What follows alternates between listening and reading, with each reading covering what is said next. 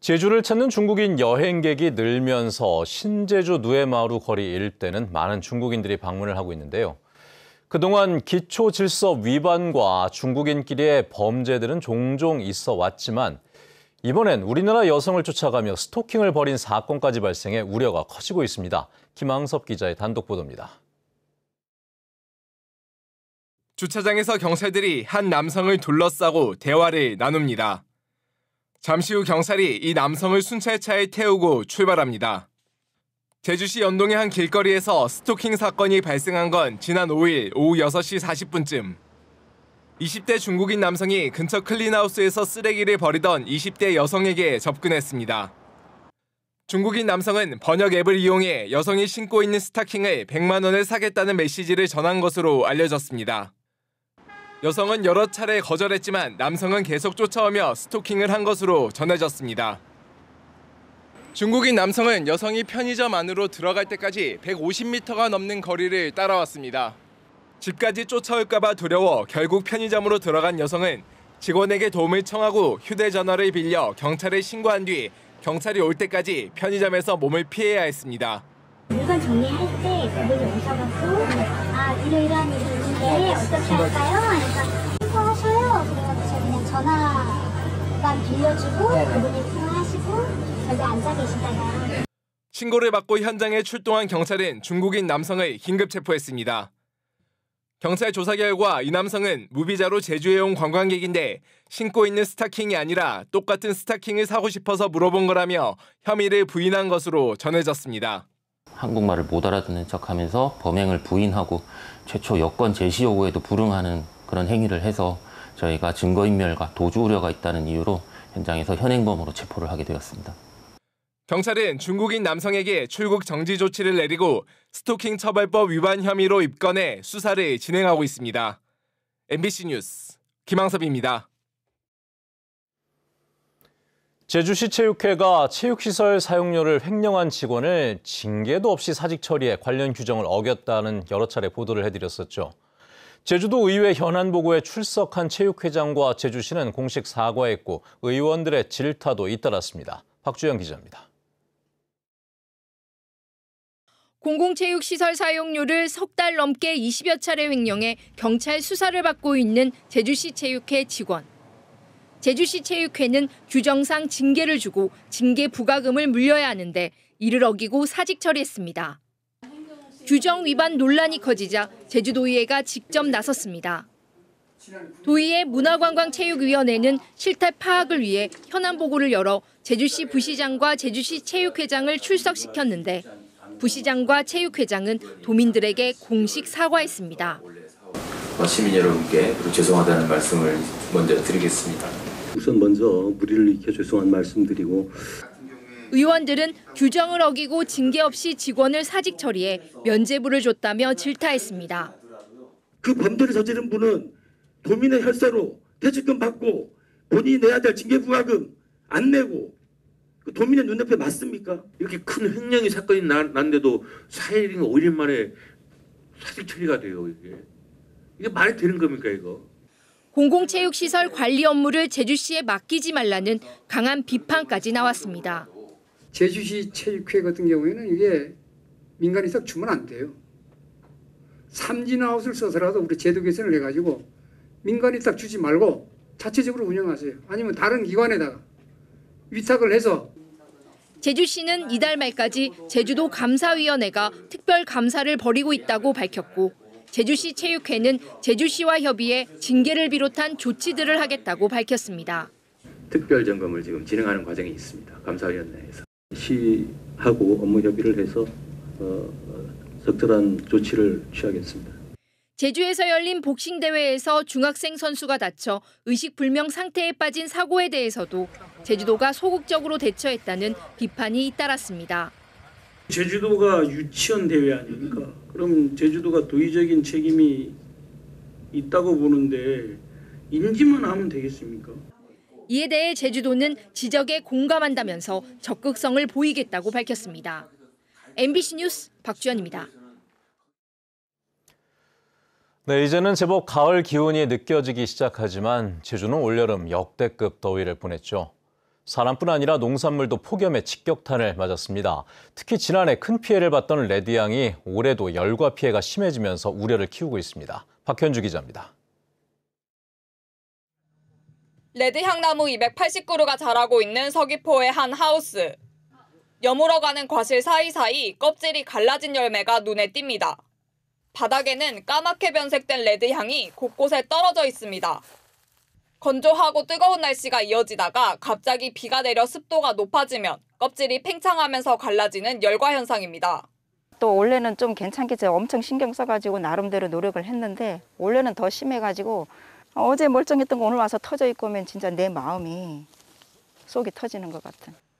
지금까지 집계된 제주 지역 레드향 열과 피해는 전체의 18% 수준. 레드향은 망감류 중에서도 특히 껍질이 얇아 온도와 습도 변화에 취약한데 최근 소나기가 잦고 폭염이 겹친 탓입니다. 10월 중순까지 열과 피해가 계속되기 때문에 농민들은 지난해 상황이 또 생길까 봐 우려하고 있습니다. 새 농가가 다른 곳으로 갈아탔고 지금도 내 농가는 지금 가지고 고민하고 있고 말입니다. 앞으로 한 달 남으니까 앞으로 한 달씩 어떻게 되는지 모르기 때문에.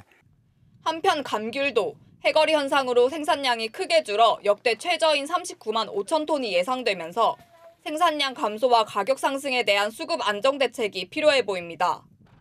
MBC 뉴스 박현주입니다.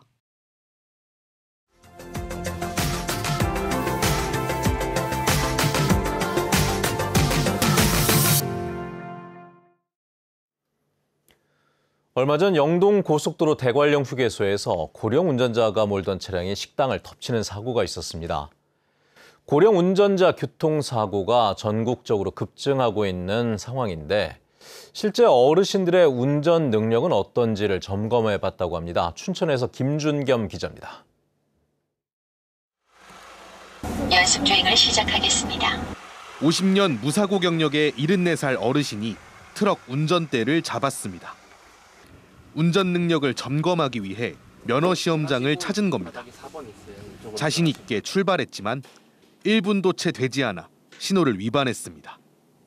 실격을 하셔갖고 저거는 이제 더 이상 안 맞아요. 네. 신호 위반으로 실격되셔가지고. 이어진 T자 코스에서도 주차를 시도하다 경계선을 밟아버렸습니다. 신호등을 안 하다가 하니까 미숙에서 약간 서투르게 되네요. 칠순을 훌쩍 넘긴 다른 어르신은 엑셀과 브레이크를 헷갈려 따끔한 지적을 받았습니다. 방금 전에 이제 당황하셔서 나중에 실제 운전하시거나 할 때도 브레이크랑 악셀 이거를 혼동하시면 안 돼요. 그건 안 되지. 또 방향 지시등과 와이퍼 레버의 위치를 혼동하기도 했습니다.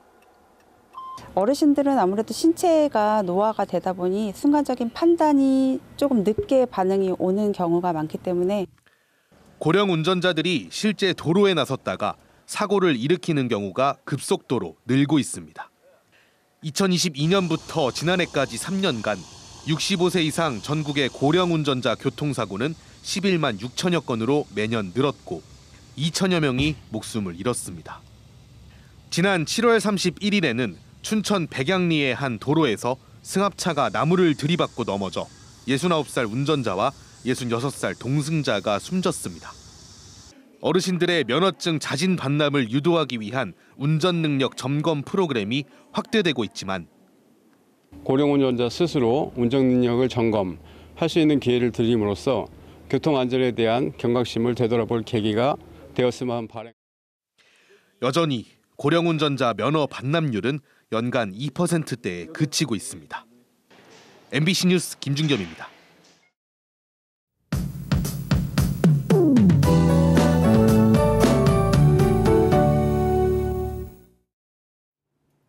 제주는 강한 비구름대로 뒤덮여 있습니다. 현재 동해상에 위치한 고기압의 가장자리에서 동풍이 유입되고 있는데요. 서부를 제외한 제주 전 지역에는 시간당 20에서 80mm의 물폭탄이 쏟아지고 있습니다. 강하고 많은 비가 내리면서 대부분 지역에는 호우특보가 발효 중인데요. 이 비는 모레 늦은 오후까지 이어지겠습니다. 예상 강수량은 30에서 80mm, 많은 곳에는 120mm까지 내리겠는데요. 또 내일 아침부터 오후 사이에도 시간당 20에서 30mm의 폭우가 내리는 곳도 있겠습니다. 또 돌풍과 함께 천둥번개가 치는 곳도 있겠는데요. 비 피해 없도록 대비 잘 해주시기 바랍니다. 현재 남부 지역에는 폭염특보가 발효 중입니다. 오늘도 낮 기온은 높게 오르겠는데요. 제주는 31도까지 오르겠고 서귀포는 32도까지 오르면서 무척 덥겠습니다. 또 해안 지역을 중심으로 열대야 현상도 나타나겠는데요. 특히 서귀포는 70일째 열대야가 이어지고 있습니다. 이어서 자세한 지역별 기온 살펴보겠습니다.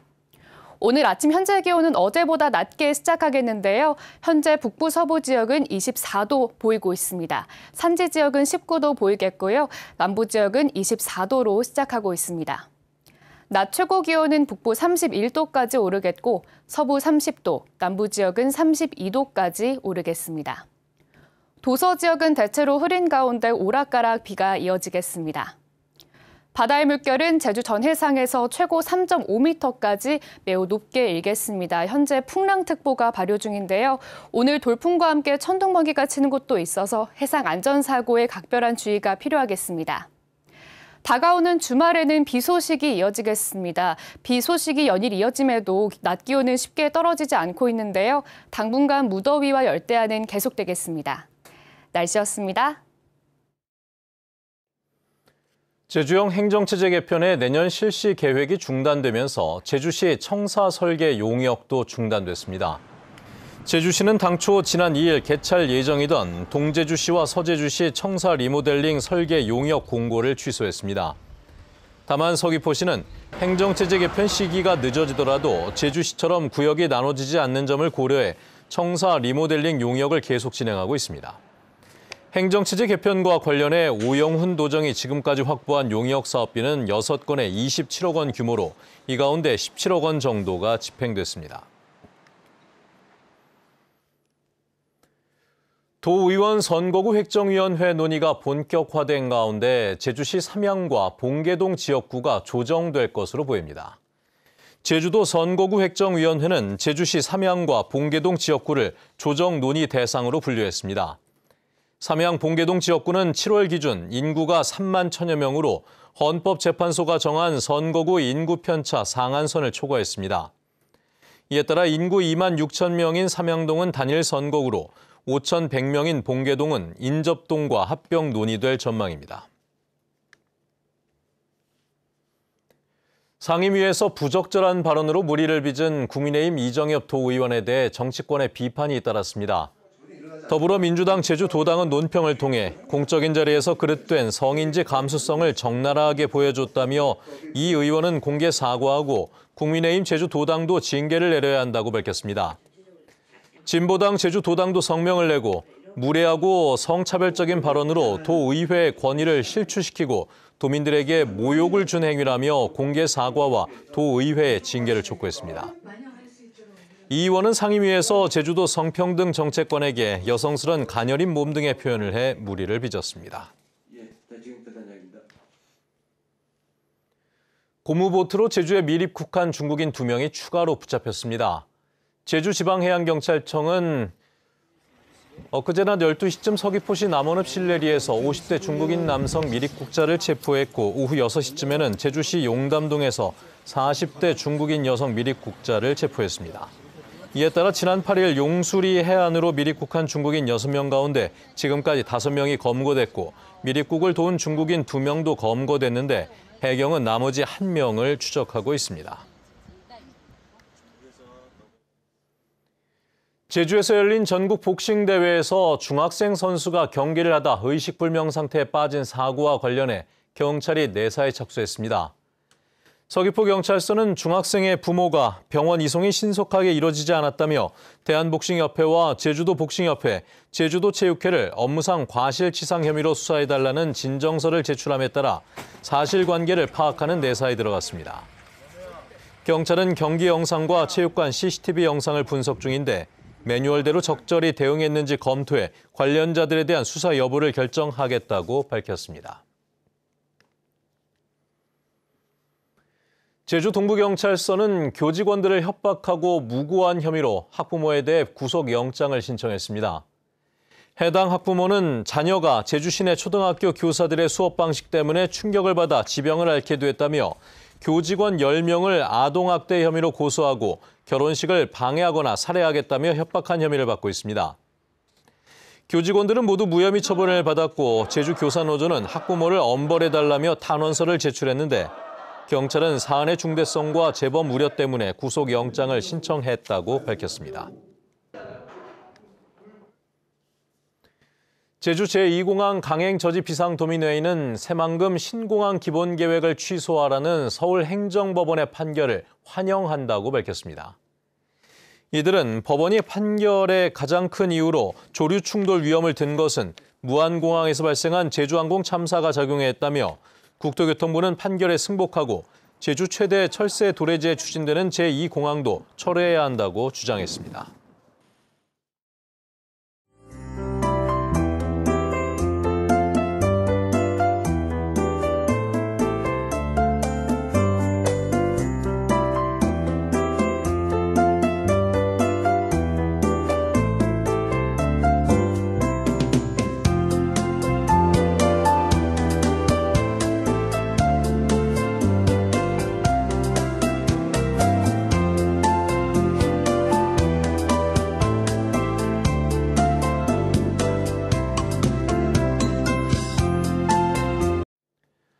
네, 뉴스투데이 제주를 마칩니다. 시청해주신 여러분 고맙습니다.